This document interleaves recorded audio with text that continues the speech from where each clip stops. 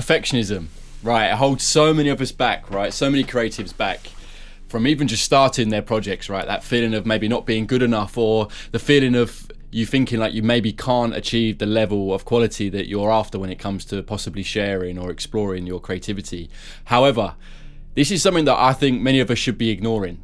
That idea of perfectionism, you could say it's an impossible task anyway, right? So then it comes just to like the trying to achieve the certain standard of quality that we desire and that we have in mind for the end goal.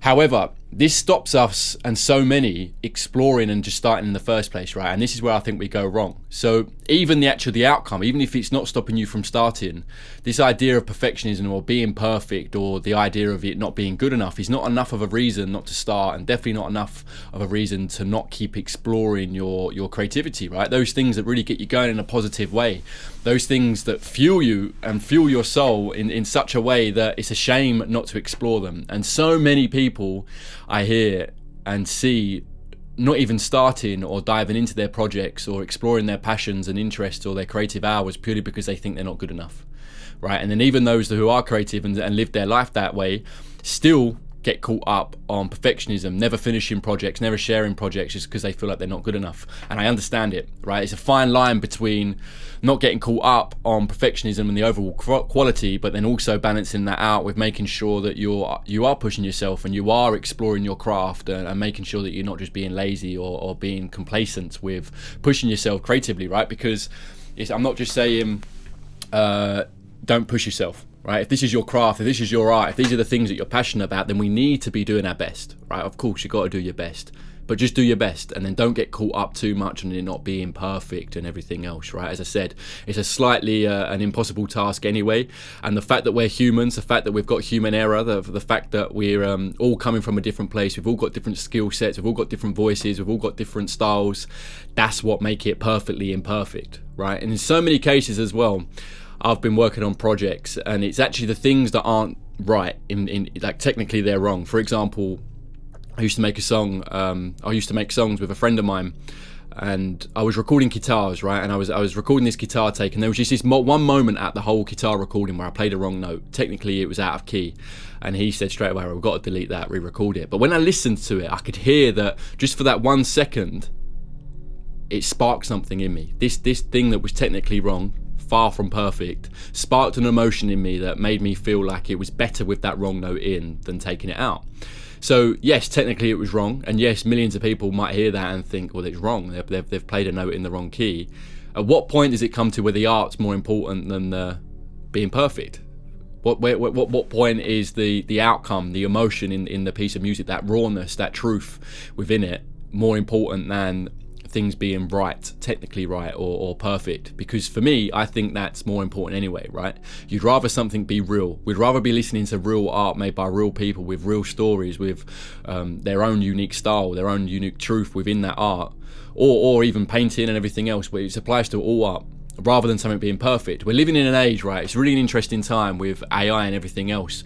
We've got so used to things being really good, really high quality. And I think this is part of the problem. It's also part of what makes it amazing, right? We've got to a point in humanity, and take music, for example, the science and the techniques and everything have got to such a level where everything sounds amazing. Everything sounds so crisp. And I love that. Don't get me wrong. I love that. I think that's really good. However, there's something about the old recordings when people were still experimenting, when people were just exploring and being really creative, where everything was far from perfect. I've even heard a video online where it was breaking down some of David Bowie's vocal takes, and when you listen to just the vocals, there's mistakes in there, you know, there's background noise in there. There wasn't recorded in super high quality, yet there was rawness in it, there was truth in it, there was realness in it, and that made millions of people fall in love with it. Those tracks were world famous, right? Yet they weren't perfect. So I think it's clear that as humans, although maybe we've got used to things being really high quality and a really high standard, there's also something in us that like truth, we like honesty, we like real. And in an age where AI as well, even recently I think an AI track went to #1 in a certain chart or whatever I saw recently, which is crazy and fascinating that we're in those times. But I think this is even more of a reason to lean into the imperfections, lean into the things that aren't perfect about your art or your music, your painting, whatever it is for you, whatever your format is. I think real people connect to those things, right? And it's the same as again with the AI situation of going on YouTube. Millions of people listen to videos that are voiced with AI voice, and some people, they love them and it's fine, right? But there's also a hell of a lot of people that are getting fed up of that, and they're looking forward to clicking on a video and it being a real person talking with human error and mistakes and a real character, right?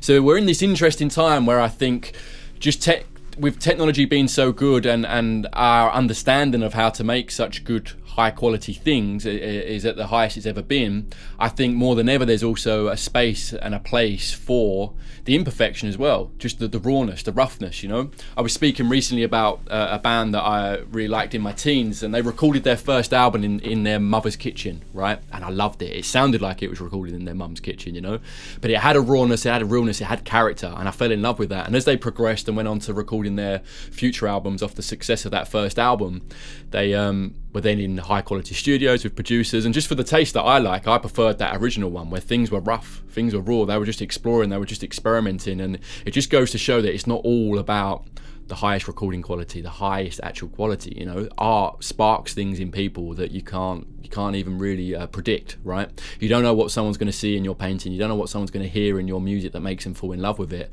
And it's not always just everything sounding perfect and crisp and super high quality or looking super high quality, right? So of course there's a place for it all. As I said, I'm not knocking the high quality stuff so much, so I love it. I love hearing a kick drum sound really, really, really good. I love hearing crisp vocals. But there's also something in this that stops everyone else feeling like that they should start or at least explore their creative hours. And that's my point here. Don't let the high quality stuff, don't let the idea of being perfect or really, really good stop you from exploring your art, because you're missing out on what I feel we're here to explore, you know, that creative project, especially if you've got a passion in it, especially if you've got some sort of interest in it. It's a real shame not to feel like you can explore that because you're putting yourself down instantly without even trying, that you're not going to be good enough.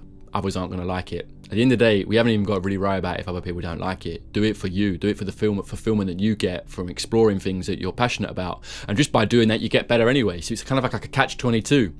If you let perfectionism or that self-doubt stop you from starting in the first place, then you're never going to get better, right? It's obvious. Yet that repetition is what's going to make you better. That's what's going to make you find your style, find your ways of doing things, and improve overall, right? So it's like we need to get out of our own way. We need to accept it's not going to be perfect, but maybe we even need to accept it's not going to be good for us to actually go on that journey of figuring out how to do it and how to get better and find our style. But even without it ever ending good, right? Even if you always listen to your music, or you always look at your art and think that it's not very good, at least you're exploring it, right? We'd rather a world where people are exploring their rawness, their creativity, bearing in mind we're all coming from a different place, we're all got a different unique story that's worth hearing, and you never know who's going to listen to that or see that and learn from it and get something from it. It might be one person, but that's one person and yourself that were fulfilled from you doing that art. And as I said, I think it's a real shame that more people aren't exploring it, or put themselves down from the get-go, or don't finish projects because they're not good enough. There's a lot to be learned from finishing a project, sharing it, and then going again. But to do that, you need to be able to start, get out the way of yourself, accept that things aren't going to be perfect, but lean into what makes you, what makes your sound or your art unique. And you don't want to be like everyone else. That's the other thing, right? Who are we comparing to? Don't compare. It's like the magic's in that you've got something unique and something that you can do that no one else can do. So copying or trying to achieve and compare and reach a certain standard maybe where you're not at yet, it's a shame, because it stops you from exploring. It stops the fulfillment you're going to get from exploring things that you're really, really passionate about. And just that idea of comparison is in a way crazy, just because what you're comparing your story, you're comparing your vision, you're comparing the story that only you can tell, the voice that only you've got, the experiences that only you've got, to someone else who's lived a completely different life. So it's so worth just exploring the passions, the art, the creativity that we're born with, without worrying about the outcome in many ways, right? And through that, you're going to get better anyway. Through that, you're going to find your ways of doing things. So it's an interesting time. And as I said, with the quality of things being so good, in many ways we've got used to that, but it also opens up for the realness, for the rawness, and for the uniqueness to come out and be appreciated as well, because there's definitely a place for that. I know that that's the sort of stuff I enjoy. Things that have got more character, things that are a bit more rough and ready, but real and emotional, and they've got that essence in them, they've got that spark in them of pure creativity, rather than everything being airbrushed, whilst everything's being like nitpicked to the ninth degree, where in many ways you can take the life out of something. I've had that many times, you know, working on music and keep fine-tuning. I can listen to the original demo and think, see, that original demo, far from perfect, super rough, yet it sparks something within when I listen, and to those who I play it to, rather than the polished one. So it's all balance, right? As I said, we've got to work on our craft and make sure we're pushing ourselves and not just accepting mediocre art, because that's not what it's about either. But definitely don't let it stop you from exploring or stop you from finishing projects and embarking on that journey that there's so much joy to be had. And it's perfectionism, it's worrying that we're not going to be good enough that stops people doing that, and that's a real shame, right? So perfectionism, in many ways, ignore it. And through that you'll find the special pieces, through that you'll find your masterpieces that have that raw creativity in them that can be enjoyed by many. And in the meantime, you're on a journey enjoying your own exploration of your own passions and art and creativity, right? We are creative beings, and it's a shame for so many not to be tapping into that on a regular basis. And this is in any field, right? It doesn't just come down to music and like physical art, however you use your creativity. But this self-doubt, or how harsh we are on ourselves versus everyone else's art and creativity. With everyone else, we just take it for what it is, right? We either like it or we don't, and we move on. Yet when it's ourselves, we can really dive into it and nitpick it to the point where we convince ourselves it's not worth doing in the first place, and that's a real shame. Ignore perfectionism, go on that journey, and you'll get better in the meantime anyway. So yeah, it's crazy how much this stops us getting on, right? It really, really, really is. And as I said, even if you never really get good, whatever that is, right, we should be exploring it anyway. I believe we really should be, because we're born to be creative. So to not be using that energy and those unique ideas that come to us that we can express in a unique way that only we can, it's crazy that not more of us are doing that, right?